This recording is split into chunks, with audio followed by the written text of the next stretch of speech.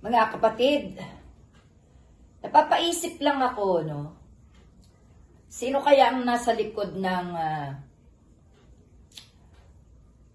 pagiging busy ng ombudsman para kasuhan ng graft and corrupt yung mga tao or yung Duterte boys?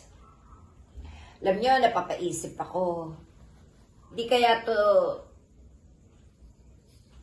si Liza, kasi siya yung lawyer. Hindi kaya si Bongbong? Ano to? Laglagan ba to? Alam nyo, para sa akin, yung mga nangyayari na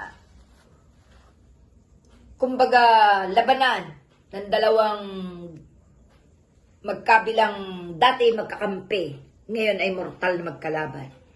Para sa akin, tama lang, sila-sila ang magkagatan.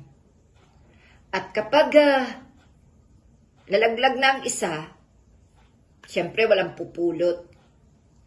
Yung isa naman, ang dapat malaglag. Kapag ganyan na nangyari, magagawa na ang dapat gawin na ikabubuti para sa bansa. Pagkakaisa lang, no? At hindi naman talaga malabo na galing sa mga Marcos yung nangyayaring yan no? Yung mga graft charges sa mga Duterte boys. Okay lang yan. Tama lang yan.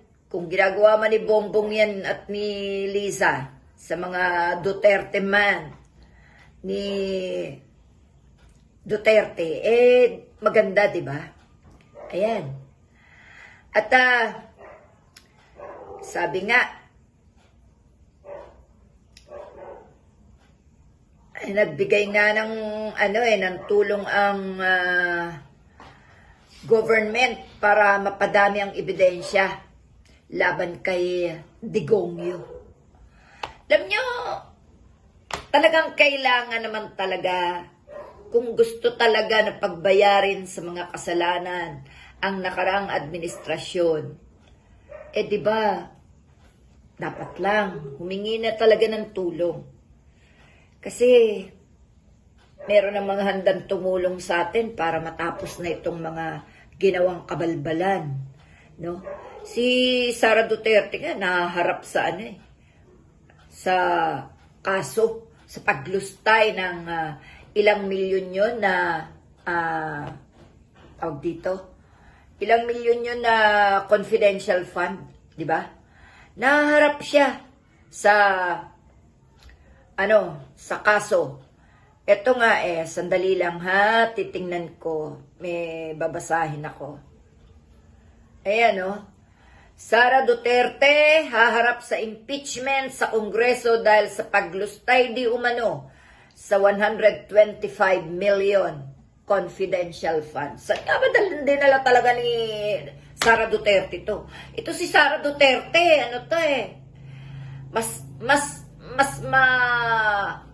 makapal ang mukha nito sa pagnanakaw no? Lahat pinakikialaman. Alam nyo, ito yung mga taong umupo na ang habol lang sa gobyerno ay makapagnakaw, makapaghari-harian o reyna-reynahan. At kapag hindi sumunod sa kanila, patay na lang ng patay.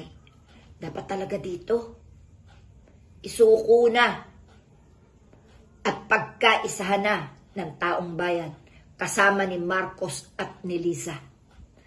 At bahala na, madali na lang ang mga susunod na hakbang. Di ba mga kapatid? Salamat.